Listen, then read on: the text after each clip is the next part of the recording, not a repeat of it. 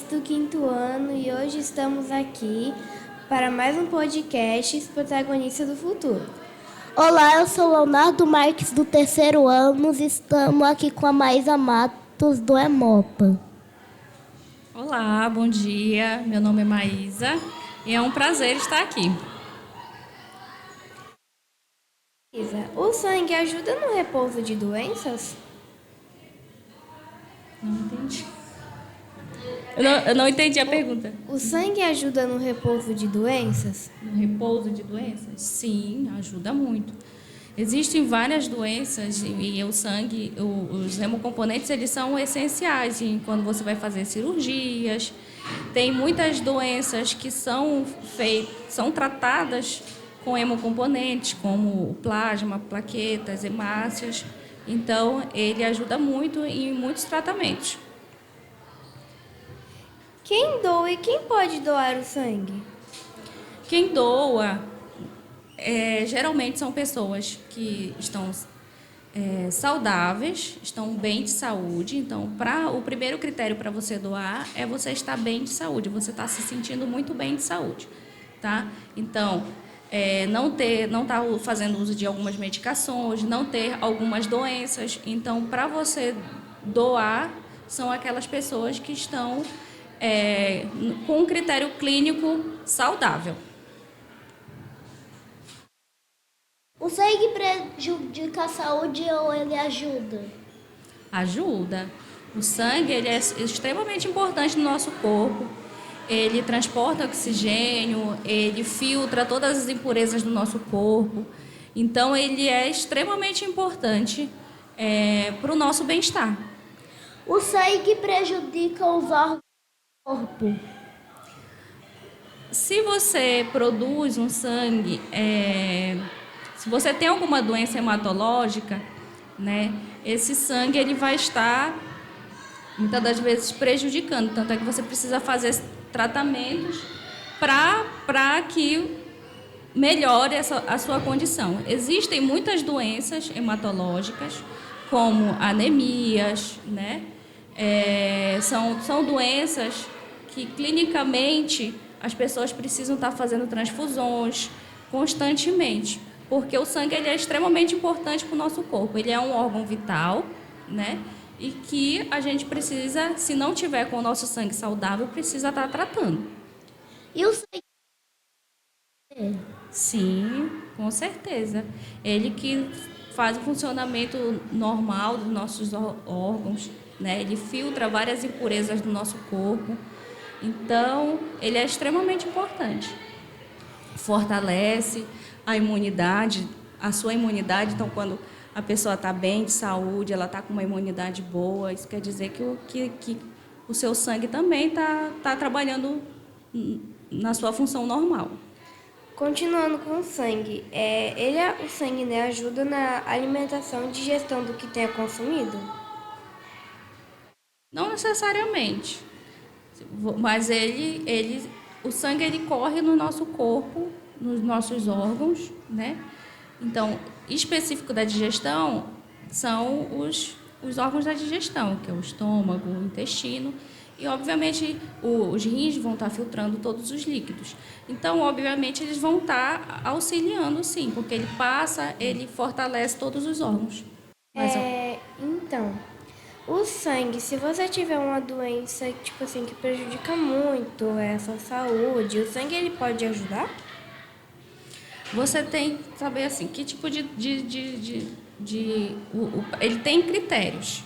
Para você fazer uma transfusão sanguínea, tem que ter critérios. Por exemplo, se as suas plaquetas estão baixas, né? Aí você precisa fazer a transfusão de plaquetas. Se você está com a sua hemoglobina baixa, também você precisa fazer a transfusão para que aquilo melhore. O fato é que se você clinicamente precisar de alguma transfusão, você não vai poder substituir por alguma medicação. Você tem que fazer a transfusão sanguínea para poder melhorar aquele seu quadro clínico. Pessoal, encerramos o primeiro bloco. Obrigada, tia Maísa, a participação. Daqui a pouco voltamos com o segundo bloco. Obrigada, tia Maísa, de novo pela participação.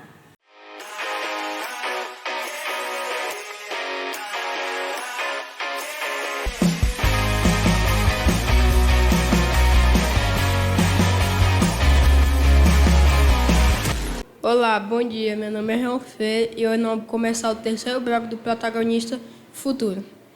Olá, bom dia. Meu nome é Maria e vamos dar continuação ao terceiro bloco do protagonista do futuro com a dona Maísa.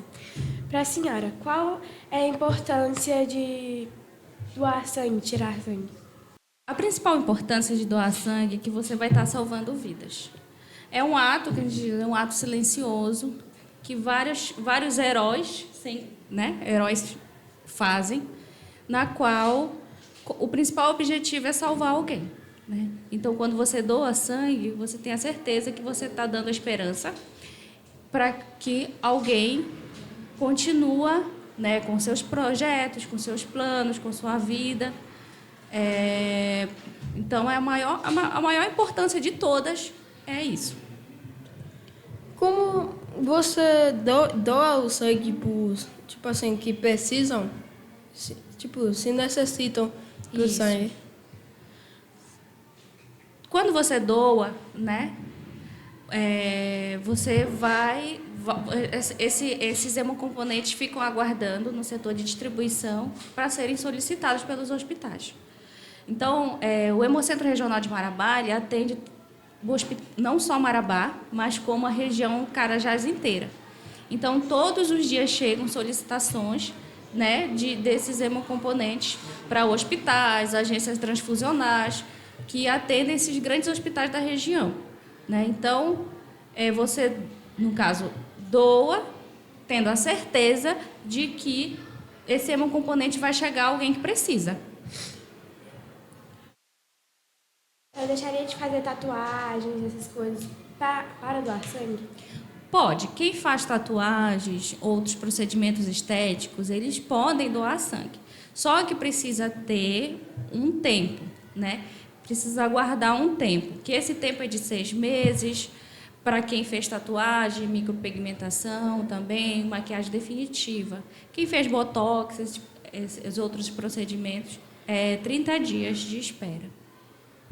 Mas não significa que você não possa doar mais. Você fez uma tatuagem, aguarda 6 meses, você pode doar novamente. Você, como pode dizer, como que funciona para tirar sangue das pessoas para doar para as outras pessoas que precisam? Tá, vamos lá, vamos passo a passo. Você chega ao Hemocentro, você faz o seu cadastro. Né? Você leva um documento oficial com foto, você faz o seu cadastro. A partir do seu cadastro, você vai para a triagem. Lá na triagem, você vai ser perguntado várias coisas, se você faz uso de medicação, se você fez esse procedimento com tatuagem, por exemplo, se você tem algum tipo de doença, passou nessa triagem clínica, aí você vai e faz a coleta. A sala de coleta, né, você vai fazer a coleta com uma bolsa com 450 ml, tá?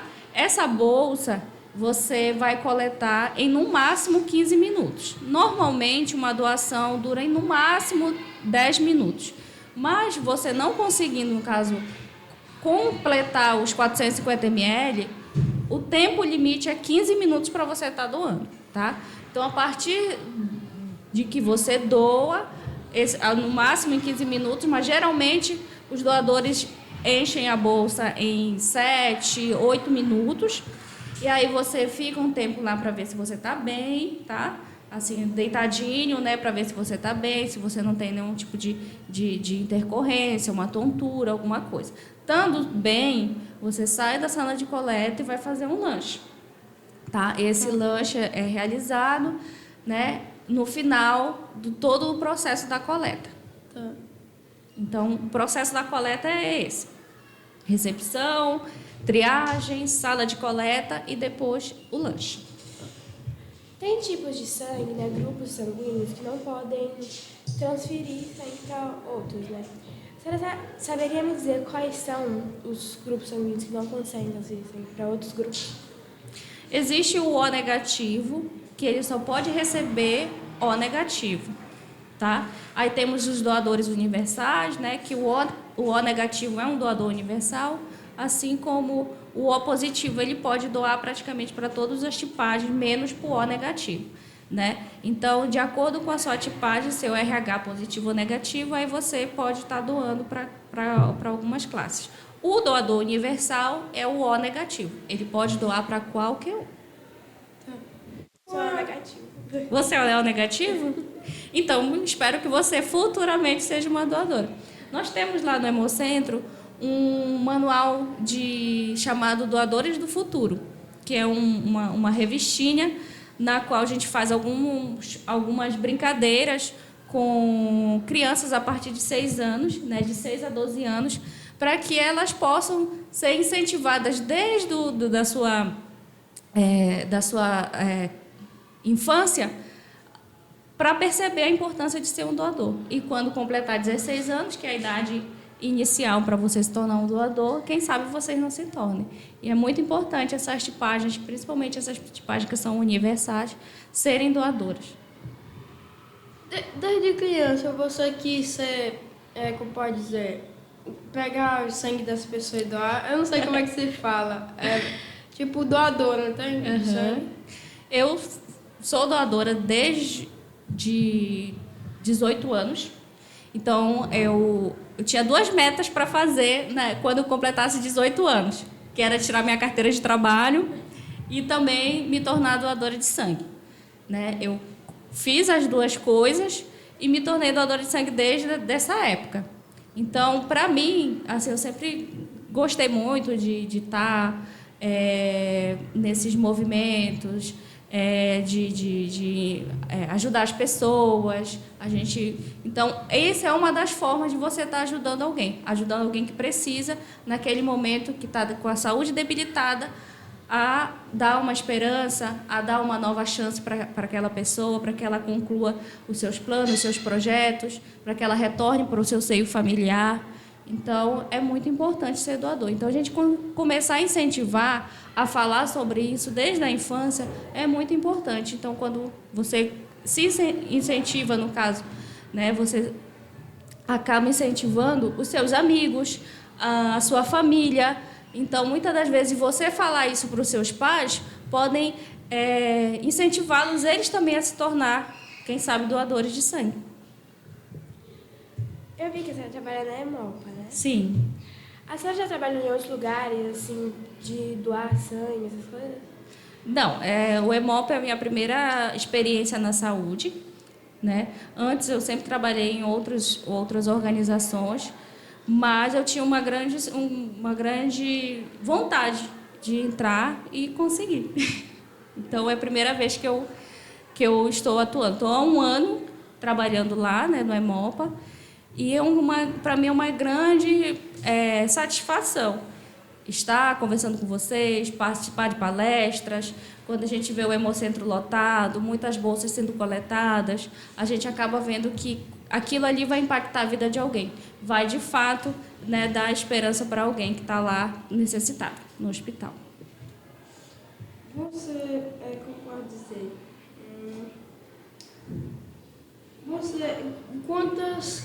como pode dizer? No mínimo, quantas pessoas vêm para doação de sangue? Tipo assim, para doar o sangue para as pessoas necessitadas que precisam. O mínimo mais ou menos por mês, como é que é? Por mês. Por mês. Olha, a gente precisa de, no mínimo, umas 900 pessoas que procurem o Hemocentro para doar mensalmente. Por quê? Porque é feito diariamente produção de plaquetas, né? Tem as solicitações, a gente tem que estar sempre com o nosso estoque abastecido. E dessas 900, digamos assim, que eu estou falando para vocês, que é o mínimo, nem todo mundo consegue doar. Tem muita gente que vai ao Hemocentro à procura de fazer uma doação, ou para alguém que está no hospital, ou para voluntariamente mesmo, e não consegue doar, porque às vezes está fazendo uso de alguma medicação, ou fez uma endoscopia, ou fez alguma coisa que está impedindo temporariamente aquela pessoa de doar. Então, digamos que a gente tem ali uma porcentagem de 12% a 15% de pessoas que não conseguem doar. Então, é um número que a gente sempre pensa que quanto mais, melhor, né? Quanto mais pessoas, melhor. Mas o mínimo mesmo que a gente consegue trabalhar de forma segura é umas 900 pessoas. Pessoal, encerramos aqui o segundo bloco Protagonista do Futuro. Muito obrigada, Ana Maísa. Eu vou entregar um presente para a senhora. Muito obrigada. Amei.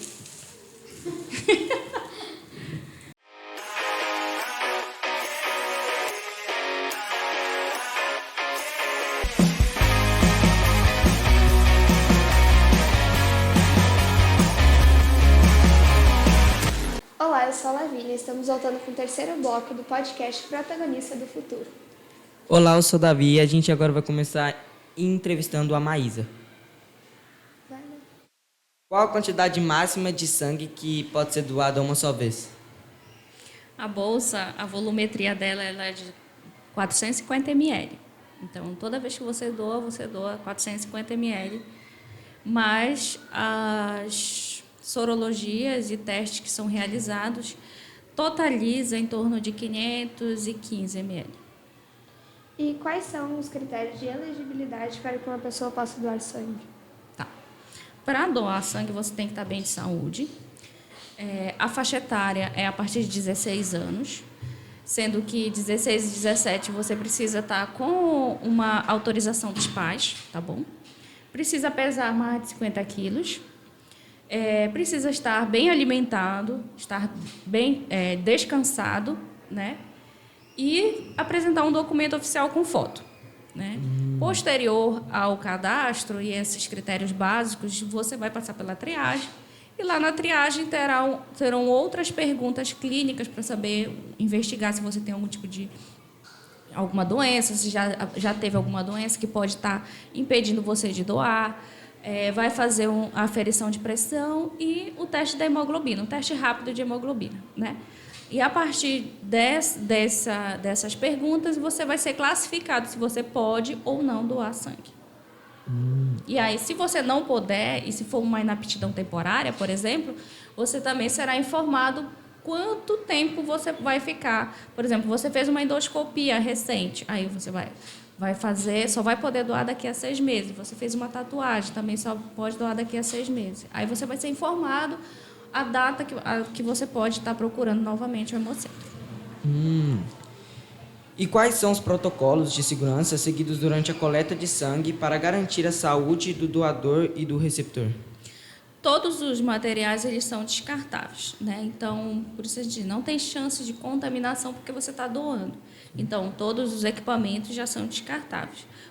As precauções que o doador tem que tomar é não fazer esforço físico, né, pós-doação, nas próximas 24 horas, manter um repouso, não carregar peso, principalmente no braço que foi funcionado o sangue, enfim, essas precauções. Mas todo material, no caso lá, é descartável, faz toda a questão da segurança, da biossegurança, né, de não haver contaminação nem para o doador nem da bolsa. E se caso no momento da triagem acontecer algum problema ou dar um resultado negativo, a pessoa ela vai ser impedida de fazer a doação? Ou... Se, por exemplo, você tiver feito você faz a triagem e aí você está com uma pressão alta, uma pressão muito baixa, né? A pressão arterial, ou se a tua hemoglobina está muito baixa, na verdade a gente tem que investigar o porquê daquilo, né? Então, se você pode ter alguma anemia de repetição, alguma coisa, a gente tem que investigar. E a gente sempre encaminha os doadores para fazer uma investigação lá dentro do hemocentro mesmo, né? Para saber o porquê daquilo, ou pode estar com a taxa de ferro muito alta também. Para fazer a investigação. Tem que estar nos parâmetros desejáveis, próximo dos desejáveis, pelo menos, né? Porque para mulheres, a hemoglobina tem que estar de 12,5, se eu não me engano, 12,6, e para o homem, a partir de 13,4, se eu não me engano. Não sei ao certo esse critério, mas se tiver, por exemplo, 18, 20, aí você tem que investigar por que a taxa de ferro está tão alta. E, por exemplo, para a mulher, que normalmente o homem dá taxa de ferro alta e as mulheres dá baixa.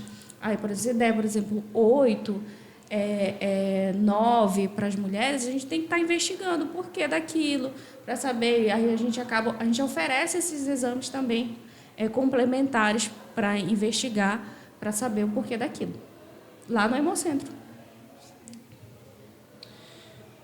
E como os bancos de sangue garantem a segurança e a qualidade do sangue doado?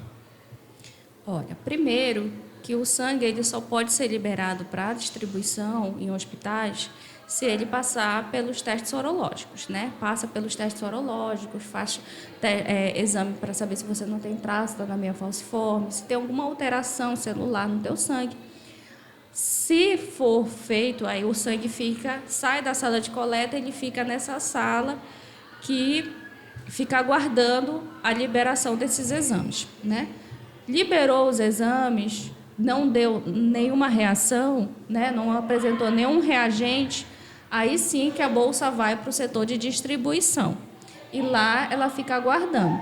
Caso essa bolsa tenha sido fracionada entre os 3 hemocomponentes que a gente faz lá no Hemocentro, que é o plasma, plaquetas e concentrado de hemácias, se der alguma reação, tudo aquilo é descartado, tá? Tudo aquilo ele é descartado. Se não der nenhuma reação, esses hemocomponentes aí sim que vão para o setor de distribuição e aí ficam aguardando as solicitações dos hospitais. E aqui em Marabá, em quais locais que as pessoas podem ir para doar o sangue? Por enquanto, né, só tem o Hemocentro Regional de Marabá, que fica localizado ali na Transamazônica, ao lado da Câmara Municipal, né? Nós, no caso, o Hemopa, ele faz algumas campanhas externas. Essas campanhas externas são em outros municípios, alguns locais também aqui dentro de Marabá. Nós já fizemos nesse ano no shopping, fizemos na Faculdade Anhanguera, fizemos lá no CRAS em Morada Nova, né, para democratizar esses pontos de coleta. Geralmente a gente faz ou no período da tarde, porque o Hemocentro ele funciona de segunda a sexta, de 7 a 1 da tarde. Ou então a gente faz sempre no período da tarde, alguns pontos de coleta, ou aos sábados. Né? Então, a gente já passou aí por vários municípios durante esse primeiro semestre. Já fomos em Canaã dos Carajás, em Paraupebas, São Geraldo, vários municípios fazendo coleta aos sábados. Mas o ponto oficial, digamos assim, de coleta, de segunda a sexta, no caso, é o Hemocentro Regional de Marabá. Né? Aí, obviamente, a gente democratiza esses pontos com campanhas externas. E aí a gente avisa no nosso WhatsApp, quando a gente vai estar em algum ponto de coleta externa.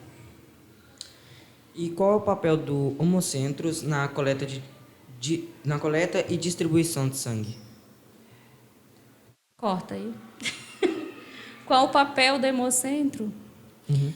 Olha, o Hemocentro ele é o órgão responsável pela distribuição e execução, né? Pela execução e distribuição de todo esse ciclo do sangue. Então, o Hemocentro, ele, a partir das solicitações dos hospitais e das agências transfusionais, ele, com todos os protocolos de segurança, tá? Em caixas térmicas, com a temperatura correta e tudo mais, transporta, as pessoas, os hospitais mandam as pessoas responsáveis por fazer esse transporte. Ao chegar lá nos hospitais, precisa também seguir todos os critérios de temperatura, saber se de armazenamento desse hemocomponente. E o Hemocentro, após, né, todos os meses, eles fazem auditorias nesses locais, para saber se eles estão realmente seguindo todos os parâmetros, né, de biossegurança para fazer essas transfusões, que a gente chama de segurança transfusional. Então, a gente também faz essas auditorias, que são realizadas nesses hospitais, né, para saber se, de fato, eles estão seguindo todos os protocolos. Então, o Hemocentro ele faz a coleta, faz os testes dessas bolsas, faz a distribuição, né? Os hospitais ficam responsáveis pelo transporte, pela transfusão, mas também o Hemocentro faz a fiscalização para saber se esse transporte está sendo feito corretamente, para saber se essas transfusões estão sendo realizadas corretamente. Vocês, com todo esse trabalho, questão de ter que se transportar e fazer campanhas para poder arrecadar sangue, Vocês têm alguma ajuda financeira pública do governo? Ou é tudo questão pessoal? Vocês mesmos que resolvem, vocês que organizam? Nós somos um órgão estadual, né? Então, nós já somos um órgão governamental que, nessas campanhas externas, o que os contratantes, os municípios contratantes são responsáveis é pela logística,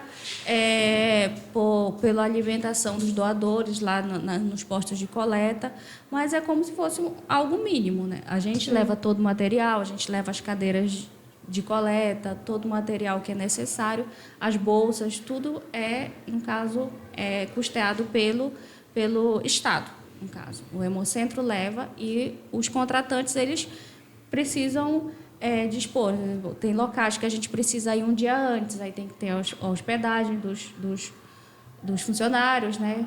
O transporte dos funcionários até o local, o retorno também aqui para Marabá e a alimentação dessas pessoas que vão estar lá indo doar sangue. Aí fica sobre a responsabilidade das secretarias municipais que contratam.